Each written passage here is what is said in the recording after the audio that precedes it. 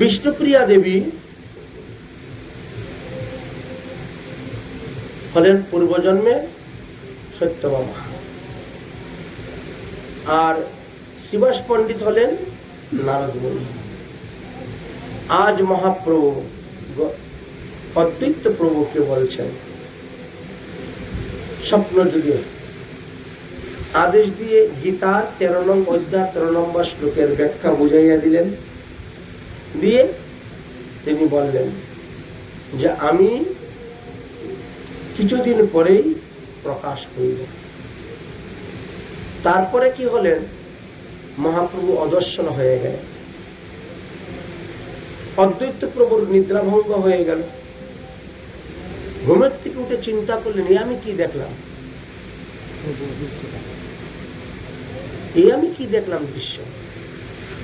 আমরা যাকে নিমাই পণ্ডিত বলে জানতাম, তিনি স্বয়ং ভগবান, আর স্বপ্ন যুগে এসে আমাকে দর্শন দিলেন। পরের দিন সকালে যখন সমস্ত বৈষ্ণবগণ ভাগবত কথা শ্রবণ করার জন্য অদ্বৈত প্রভুর গৃহে গিয়ে উপস্থিত হয়েছেন, তখন অদ্বৈত প্রভু সবার নিকটে স্বপ্ন বৃত্তান্ত বলছেন। বললেন যে শুনো বৈষ্ণবগণ, আমি সত্যি সত্যি ত্রিসত্যি করে বলতেছি, আমরা যাকে এতদিন নিমাই পণ্ডিত বলে জানতাম, আমরা যাকে এতদিন বিশ্বাম্বর বলে জানতাম, তিনি হলেন আমাদের ইষ্টদেব। তিনি কৃপা করে আমাকে গতকালকে রাত্রে দর্শন দিয়েছিলেন। তিনি কৃপা করে শ্রীমদ্ ভগবদ গীতার 13 নং অধ্যায় 13 নং শ্লোকের ব্যাখ্যা আমাকে শুনিয়ে দিয়েছেন। অতএব অবশ্যই কিছুদিন পরে তিনি প্রকট হবেন। অতএব তাড়াতাড়ি যদি ভগবান আমাদের নিকট প্রকাশ হয়ে যান, তার জন্য বেশি করে আমাদের ভগবত পূজা করা প্রয়োজন। তাই অদ্বৈত প্রভু শান্তিপুরে একটা বনের নাম আছে বাবলা বন, এখনো আছে। শান্তিপুরে বাবলা নামে পরিচিত জায়গাটা। সেই বাবলা বনে অদ্বৈত প্রভু বসে নির্জনে বিষ্ণুকে ষোড়শ উপচারে পূজা করতেন। ষোড়শ উপচার, কেউ 10 উপচারে, কেউ 5 উপচারে পূজা করে থাকেন। যার যেমন সমর্থ অনুসারে তিনি পূজা করে থাকেন।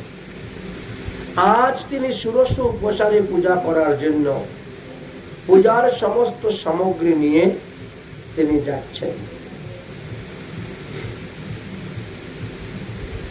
এদিকে মহাপ্রভু তিনিও অদ্বৈত প্রভুর বাড়ির দিকে আসছেন।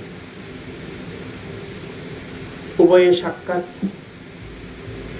আচার্য তখন নিজ প্রভুকে দর্শন করে আনন্দে হরিবল হরিবল বলে নৃত্য করতে শুরু করেছে।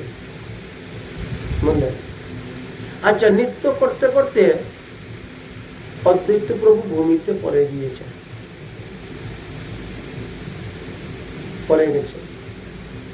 মহাপ্রভু কি করেছেন, ওই সুযোগেই অদ্বৈত প্রভুর চরণের ধুলি মাথায় নিয়ে নিয়েছেন। কারণ মহাপ্রভুর বয়স থেকে অদ্বৈত প্রভু 45 বৎসরের বড় ছিলেন। বুঝতে পেরেছেন? নিয়ে নিয়েছেন। আচ্ছা, ভক্তের চরণ ধুলি মাথাতে নেওয়াতে প্রেম এসে গেল। এবার মহাপ্রভু নৃত্য করতে শুরু করেছেন। কিছুক্ষণ পরে অদ্বৈত প্রভুর মূর্ছাটা ভেঙেছে। মহাপ্রভু নৃত্য করতে করতে ভববিষ্ট হয়ে ভূমিতে পড়ে গেছেন। অদ্বৈত প্রভু তখন কি করছে, ওই সুযোগে বিষ্ণু পূজার যত উপকরণ ছিল সব দিয়ে মহাপ্রভুকে পূজা করতে শুরু করে দিয়েছে।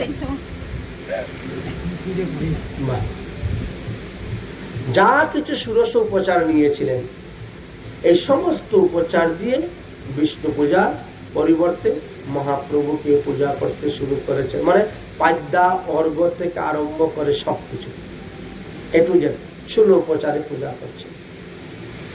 পূজা করে মহাপ্রভুকে স্তুতি করতেছেন, নমো ব্রহ্মণ্য দেবায় গো ব্রহ্মণ্য হিতায় চ জগদ্ধিতায় কৃষ্ণায় গোবিন্দায় নমঃ। আচ্ছা, ওই দিন মহাপ্রভু কিন্তু একা যান নাই, সঙ্গে গদাধর পণ্ডিত গিয়েছিলেন। গদাধর পণ্ডিত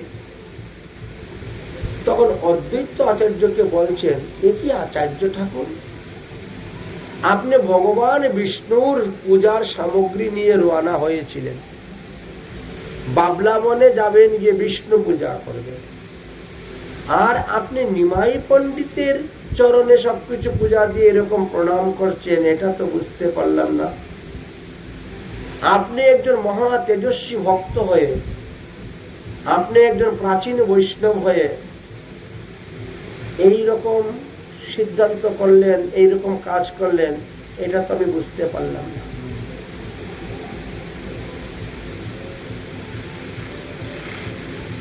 অদ্বৈত প্রভু বলছেন, ওরে গদাধর, তুই তো ছোটবেলার থেকে নিমাইয়ের সঙ্গে ঘুরে বেড়াচ্ছিস, খাওয়া দাওয়া, উঠা বসা, চলা ফেরা, লেখাপড়া, স্কুল যাওয়া আসা, তুই এখনো নিমাইকে চিনতে পারলি না? আর কবে তুই নিমাইকে চিনবে? এই নিমাই হলেন আমাদের ইষ্টদেব, এই নিমাই হলেন সাক্ষাৎ ভগবান বিষ্ণু। আমি কোনো ভুল করি নাই, আমি কোনো অপসিদ্ধান্ত করি নাই, আমি যাহা করেছি তাহাই আমি ঠিক করেছি। গদাধরের সঙ্গে কথা বলতে না বলতেই ইত্যবসরে মহাপ্রভুর বাহ্যদশা ফিরে এসেছে। মহাপ্রভু উঠে দাঁড়িয়ে গেলেন এবং অদ্বৈত প্রভুকে প্রণাম করে বলছেন, ঠিক আছে তাহলে এখন আসি। অদ্বৈত প্রভু মনে মনে বলে, এবার তুমি যাই করো না কেন, আমি তো আমার কাজ করে নিয়েছি। মনে মনে অদ্বৈত বলে, কি করো ভুরি ভারী, চুরের উপরে আগে করিয়াছি চুরি। তুমি আমার চরণদলি চুরি করবে, আমিও তোমার চরণদলি চুরি করে নিয়ে নিয়েছি। চুরের উপরে চুর করেছি। যাই হোক, এদিকে নিত্যানন্দ প্রভু তো তীর্থ ভ্রমণে বেরিয়ে গেছিলেন। নিত্যানন্দ প্রভু 12 বৎসর বয়সে গৃহত্যাগ করেছেন আর 20 বৎসর তীর্থ ভ্রমণ করেছেন। তীর্থ ভ্রমণ করতে করতে করতে করতে যখন বৃন্দাবনে গিয়ে উপস্থিত হয়েছেন, গিরিরাজ গোবর্ধন পরিক্রমা করছেন আর কানাই কানাই কানাই বলে ডাকছেন। কানাই। তখন গিরিরাজ গোবর্ধনের উপরে যে বৃক্ষগণ, সেই বৃক্ষ হইতে আওয়াজ বেরোচ্ছে, শব্দ আসছে। কানাই তো এখন আর ব্রজে নাই, বৃন্দাবনে নাই, তিনি তো নবদ্বীপে গিয়ে গৌর হয়ে প্রকাশ হয়েছেন। অল্প কিছু দিনের মধ্যেই তিনি প্রকাশ হবেন, হরিনাম প্রচার করবেন। অতএব যাও, তুমিও নবদ্বীপে যাও, তার সঙ্গে দেখা করো। বুঝলেন? নবদ্বীপে যাও, তার সঙ্গে দেখা করো। যবে ভক্ত হইলা ভক্ত সহ পরিহরে, তবে নবদ্বীপে গিয়া তাহারে মিলিবে। এবার নিত্যানন্দ প্রভু বৃন্দাবন হইতে নবদ্বীপের দিকে রওনা হয়ে গেলেন। নবদ্বীপে মহাপ্রভু প্রকাশন হরিনাম প্রচার করেন। নিত্যানন্দ প্রভু আসলেন নবদ্বীপে। এসে তিনি কি করলেন, নন্দন আচার্যের গৃহে গুপ্ত ভাবে রইলেন। মহাপ্রভু যখন প্রকাশ হবেন তখন আমি তিনার কাছে যাব। নাম হলো নন্দন আচার্য। নন্দন আচার্যের গৃহে গুপ্ত ভাবে। তো নবদ্বীপ হইতে বৃন্দাবন 1400 কিলোমিটার। এতটা জেগে পায়ে হেঁটে আসতে কমসে কম 2 মাস সময় লেগে গেছে। চিন্তা করছেন। যাই হোক, এবার তিনি নন্দন আচার্যের গৃহে আসেন। এদিকে পরের দিন সকালে মহাপ্রভু সমস্ত ভক্তগণকে নিয়ে বসে ইষ্টপুষ্টি করতেছেন। করতে করতে বলছেন, হে ভক্তগণ, গতকালকে রাত্রে আমি একটা স্বপ্ন দেখেছি। এক মহাপুরুষ নবদ্বীপে আসিতেছেন, স্বপ্ন দেখেছি। তিনা বাম হাতে একটা বাঁশি দণ্ড, বাঁশের দণ্ড, দক্ষিণ হাতে একটা কমণ্ডল, পরনে নীল বস্ত্র, মাথার মধ্যে নীল পাগড়ি বাঁধা, বাম কানের মধ্যে একটা কুণ্ডুল ঝুলতেছে, বললেন। তার স্কন্ধের মধ্যে একটা ভিক্ষার ঝুলা।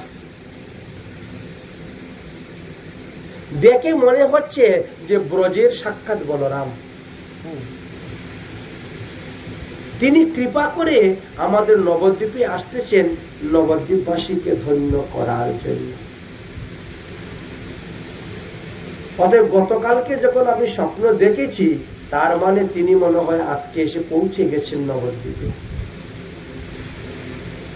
অতএব সবাই মিলে যাও, তিনাকে খুঁজে নিয়ে আসো। এমন একজন মহাপুরুষ আমাদের নবদ্বীপে এসেছেন, তাকে দর্শন করা, তাকে প্রণাম করা, তার সঙ্গে বার্তালাপ করা এত বড় ভাগ্যের বিষয়। যাও যাও, খুঁজতে যাও। শিবাস পণ্ডিত খোঁজার জন্য বেরোলেন, হরিদাস ঠাকুর খোঁজার জন্য বেরোলেন, আরো অন্যান্য বৈষ্ণবগণ সবাই খুঁজতে বেরোলেন। এ বাড়ি ও বাড়ি, এ পাড়া ও পাড়া, এ গলি সে গলি, সব খোঁজাখুঁজি করলেন। একেবারে নবদ্বীপের অলি গলি সব তন্ন তন্ন করে 9 ঘন্টা খুঁজলেন, কিন্তু কোথাও পেলেন না। 9 ঘন্টা পরে সবাই এসে মহাপ্রভুকে জানাচ্ছেন, আমরা অনেক খোঁজাখুঁজি করেছি, আপনি যেভাবে বেশ বর্ণের কথা বর্ণন করেছেন ওভাবে কোনো ব্যক্তি আসেই নাই নবদ্বীপে। মহাপ্রভু বলেন, এসেছেন এসেছেন, আমার স্বপ্ন মিথ্যা হইতে পারে না, চলো তাহলে আমার সঙ্গে। তিনি কোথায় আছেন দেখি। মহাপ্রভু সদল বলে সোজা নন্দনাচার্যের গৃহে, বলে সবাই জানেন, নন্দনাচার্যের গৃহে গিয়ে উপস্থিত। সেই সময়ে নিত্যানন্দ প্রভু ধ্যানমগ্ন অবস্থায় বসে আছেন, স্বীয় হিষ্ট মন্ত্র জপ করতেছেন। আর নিত্যানন্দ প্রভু তো দীক্ষা নিয়েছেন, লক্ষ্মীকান্তের কাছ থেকে নিত্যানন্দ প্রভু দীক্ষা নিয়েছিলেন।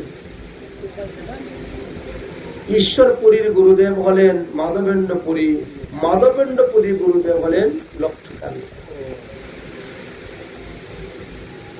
যখন নিত্যানন্দ প্রভু তীর্থ ভ্রমণ করছিলেন, তীর্থ ভ্রমণ করতে করতে দক্ষিণ ভারতে তিনার সঙ্গে দেখা হয়েছিল। তিনি তীর্থ ভ্রমণ করছেন, সাক্ষাৎ।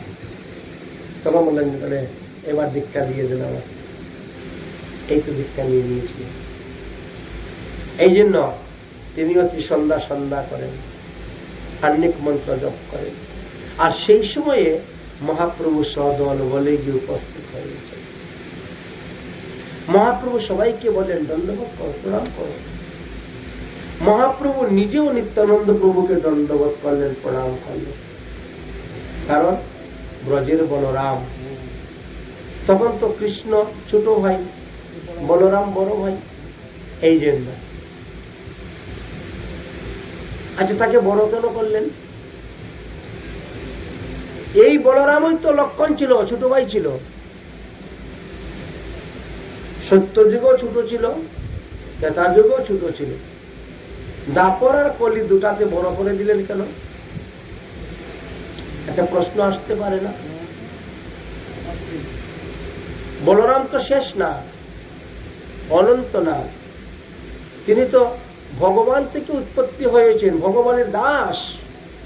তিনি ভগবানের সেবা করেন। এটাই শাস্ত্রে লেখা আছে। এখন উল্টা হয়ে গেল কেন? এখন ভগবান দাসের সেবা করতেছেন, দাসকে দণ্ডবত প্রণাম করতেছেন। তার একটাই মাত্র কারণ ছিল, দেখবেন অনেক স্থানে লেখা আছে, আমি হইতে আমার ভক্ত বড়। ভগবান বলছেন আমি হইতে আমার ভক্ত বড়। কিন্তু কখন এই কথা বলেছিলেন, কখন তিনি ভক্তকে বড় করেছিলেন? সেটা হলো ত্রেতা যুগের লীলা। ত্রেতা যুগে এই শেষ নাগ তিনি লক্ষণ রূপে এসে জন্ম নিলেন, ভগবান রামচন্দ্রের সেবা করলেন, রামচন্দ্রের সেবা করেছেন। ভগবান রামের বনবাস, লক্ষণের বনবাস ছিল না, কিন্তু লক্ষণ বনবাসে গেলেন। ভগবান রামচন্দ্র বনবাসে গেলেন, রাবণ বধ করলেন, সীতা উদ্ধার করলেন, অযোধ্যায় ফিরে আসলেন। এবার আলোচনা হচ্ছে পৃথিবীর মধ্যে শ্রেষ্ঠ বীর কে? এই পৃথিবীর মধ্যে শ্রেষ্ঠ বীর কে? জাম্বুমান বলছেন সব থেকে শ্রেষ্ঠ বীর হলেন লক্ষণ। সব বলছে না, রামচন্দ্র শ্রেষ্ঠ বীর, কারণ রামচন্দ্র রাবণকে বধ করেছেন, এই জন্য রামচন্দ্র শ্রেষ্ঠ বীর। জাম্বুমান বলছেন না, রামচন্দ্রের চাইতে আরো বলবান ছিল মেঘনাদ, ইন্দ্রজিৎ। ইন্দ্রজিৎকে যে কোনো লোক বধ করতে পারত না,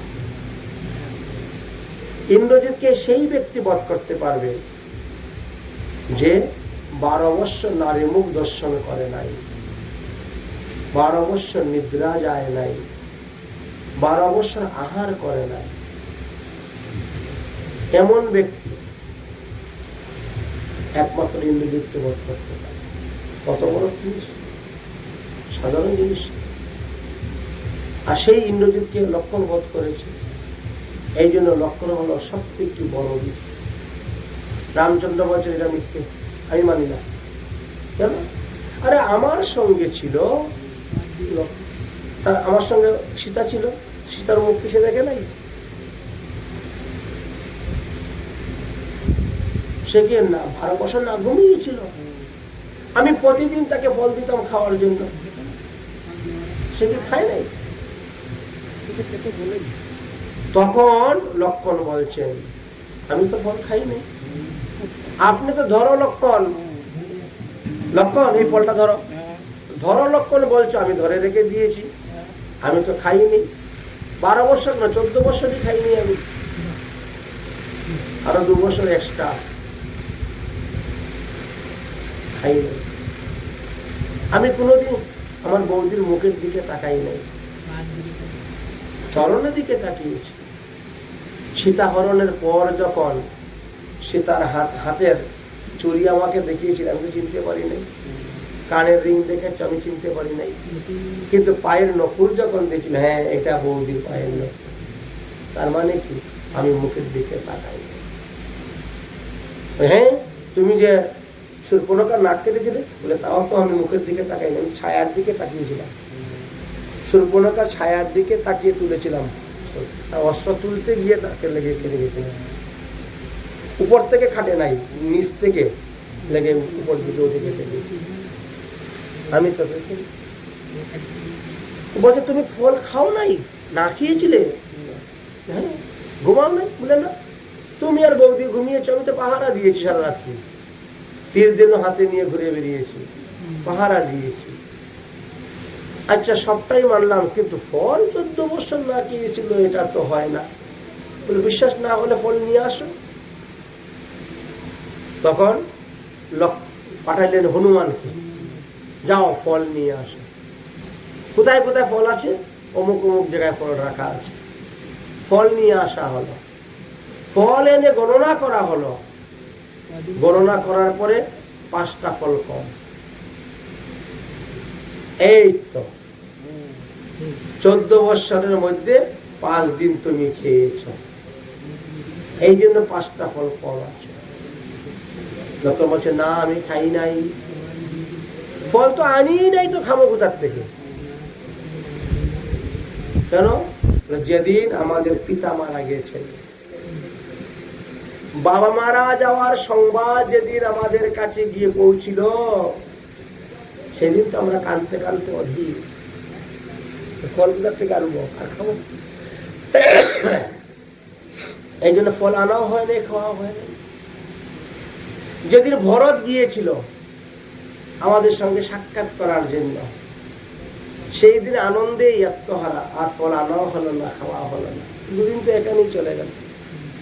যেদিন সীতাহরণ হয়েছিল, সেদিন সীতাকে খুঁজতে খুঁজতে তো পাগল, আর ফল আনাও হলো না, খাওয়া হলো না। যেদিন আমি শক্তিশালী পড়েছিলাম, সেদিনও ফল আনা হলো না, খাওয়া হলো না। আর যেদিন রাবণ বধ হলো, সেদিন তো আনন্দে হই হইল, আমি হলো না, ফল খাওয়া হয় না। তো 5 দিন তো এমনি চলে গেল। তখন বলছে বাবা, লক্ষণ আমার জন্য এত কিছু করেছে, সর্বনাশ। তাহলে লক্ষণের এই প্রেম ঋণ আমি শোধ করবো কেমন করে?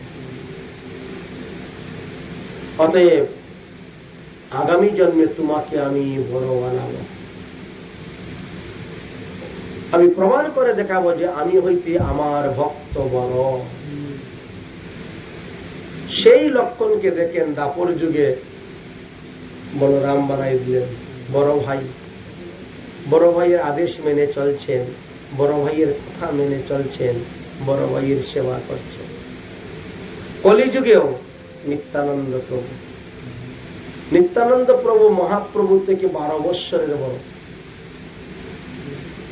জন্মসূত্র অনুসারে, আর অদ্বৈত প্রভু 45 বৎসরের বড়। বুঝতে পেরেছেন? এই জন্য আজ নন্দন আচার্যের ঘরে গিয়ে মহাপ্রভু প্রণাম করছেন নিত্যানন্দ, আমি হইতে আমার ভক্ত বড়, প্রণাম করছেন। মহাপ্রভুর দেখা দেখি অন্যান্য বৈষ্ণবগণ সকলে প্রণাম করছেন, দণ্ডবোধ করলেন। নিত্যানন্দ প্রভুর ধ্যান ভেঙে গেল। নিত্যানন্দ প্রভু আসন থেকে উঠে মহাপ্রভুকে দর্শন করে তিনিও প্রণাম করলেন। সম্মুখে রহিলা মহাপ্রভু বিশ্বম্বর, চিনিলেন নিত্যানন্দ, এ তো আমার প্রাণেরও ঈশ্বর, আমার প্রাণের ঈশ্বর আমাকে দণ্ডবোধ করছেন, প্রণাম করছেন। তাই নিত্যানন্দ প্রভু উঠে মহাপ্রভুকে প্রণাম করছেন। বুঝিলাম ঈশ্বরের তুমি পূর্ণ শক্তি, তোমাকে ভজিলে জীব পাইবে কৃষ্ণ ভক্তি। মহাভাগ্য দেখিলাম আজ তোমারও চরণ, তোমা ভজিলে সেই পাই কৃষ্ণ প্রেমধন। মহাপ্রভু বলছেন, হে মহাপুরুষ, তুমি নবদ্বীপে আসলে আমাদেরকে কৃপা করার জন্য চুরের মতো লুকিয়ে আছে কেন? চুরের মতো নবদ্বীপে লুকিয়ে রইয়াছ কেন? এখন কিন্তু আমরা ধরে ফেলেছি, আর কোথায় যাইতে দিব না। এই বলে মহাপ্রভু নিত্যানন্দ প্রভুকে ধরে আলিঙ্গন করে আনন্দে নাচতে শুরু করেছেন, নাচতে শুরু করেছেন। চোর ধরিবারে আমি আসিয়াছি হেতা, ধরিয়াছি চোর আর পালাইয়া যাবে কোথা। বলেছেন, ধরে ফেলেছেন। এই বলে নিত্যানন্দ মহাপ্রভুকে ধরে আলিঙ্গনে নৃত্য করিতে শুরু করলেন। আচ্ছা, উভয়ই অনেকক্ষণ নৃত্য করলেন। নৃত্য করতে করতে এবার তাদের পরিশ্রান্ত হলো, এবার স্থির হলেন।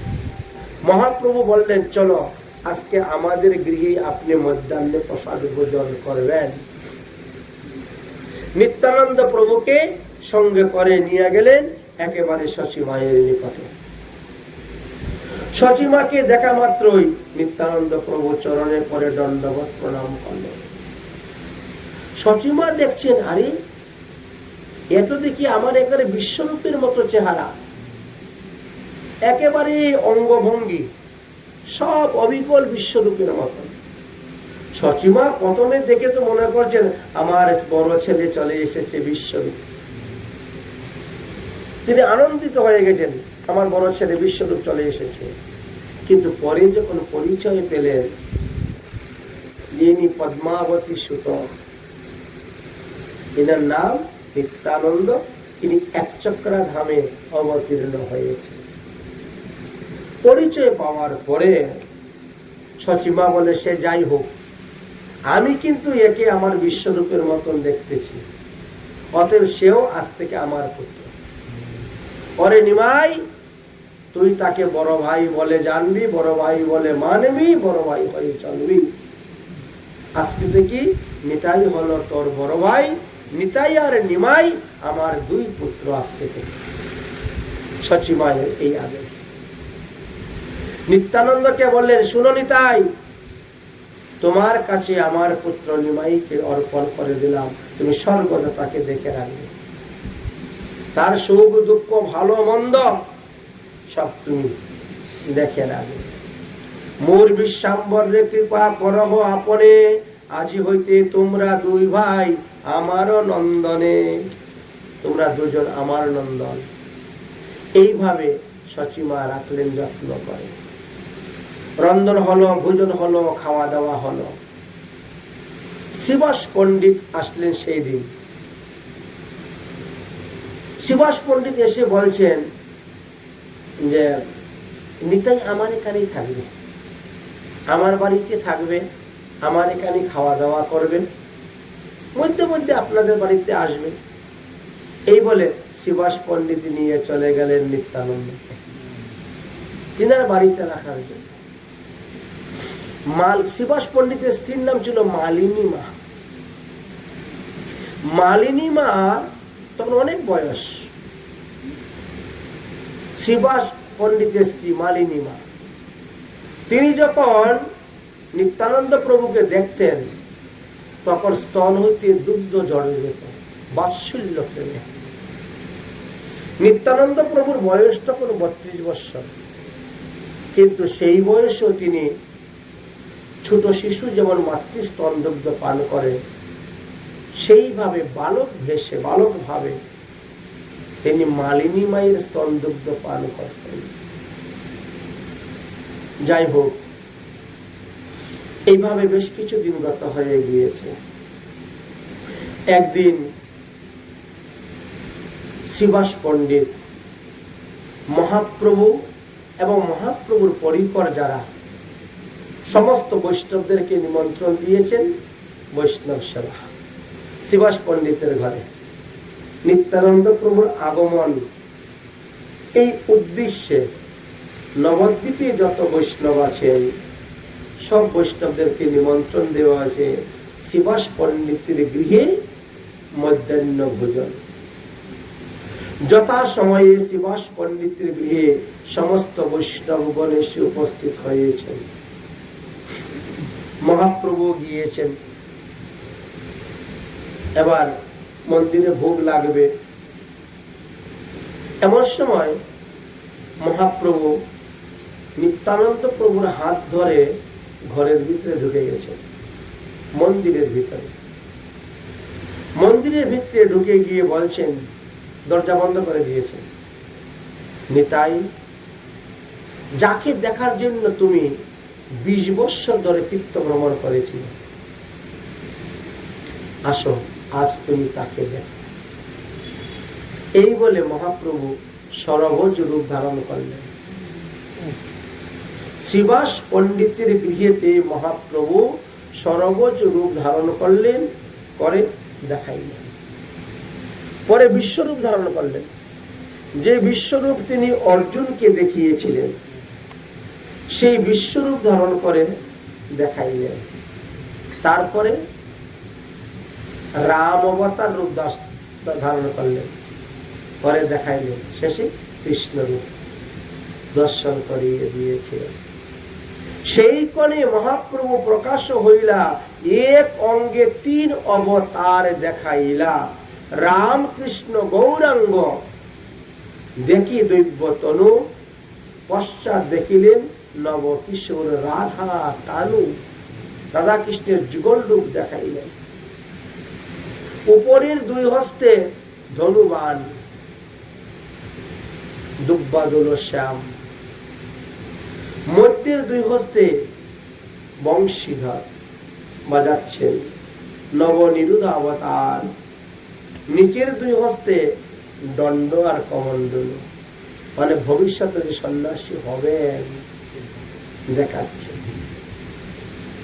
শ্রীঅঙ্গ কষিত কাঞ্চনের ন্যায় উজ্জ্বল গৌরবর্ণ। কিছুক্ষণ পরেই প্রভু সেই রূপ সংবরণ করে নিলেন, সাধারণ হয়ে গেলেন। নিত্যানন্দ, তুমি কাউকে বলিও না। বেরিয়ে আসলেন। শ্রীবাস পণ্ডিতরা কেউই বুঝতে পারলেন না, তো অনু কিছুটা করতে পারছে। যাই হোক, শ্রীবাস পণ্ডিতের গৃহে শুরু হলো নাম সংকীর্তন। সেই সময়ে না অনেক পাষণ্ডী লোক ছিল, অনেক নাস্তিক লোক ছিল নবদ্বীপে। এই জন্য অনেকে অনেক কিছু অনেক কথা বলে, অনেকে পরিহাস করে, উপহাস করে। এই জন্য মহাপ্রভু সন্ধ্যা করে শিবাসঙ্গে দরজা বন্ধ, শিবাসঙ্গনে দরজা বন্ধ করে দিয়ে তারপরে হরিনাম সংকীর্তন শুরু হবে। সারা রাত্রি হরিনাম সংকীর্তন করতে। ভোরবেলা মঙ্গল আরতি হয়ে গেল, এবার জার্জির ঘরে ঘরে গিয়ে ঘুমাও, দরজা খুলে দিই, যাতে কোনো পাষণ্ডীরা ওখানে প্রবেশ করতে না পারে, কোনো উৎপাত করতে না পারে, কোনো রকমের কীর্তনের রসে বাধা দিতে না পারে। এইভাবে চলছে। চলতে চলতে বেশ কিছুদিন গত হয়ে গিয়েছে।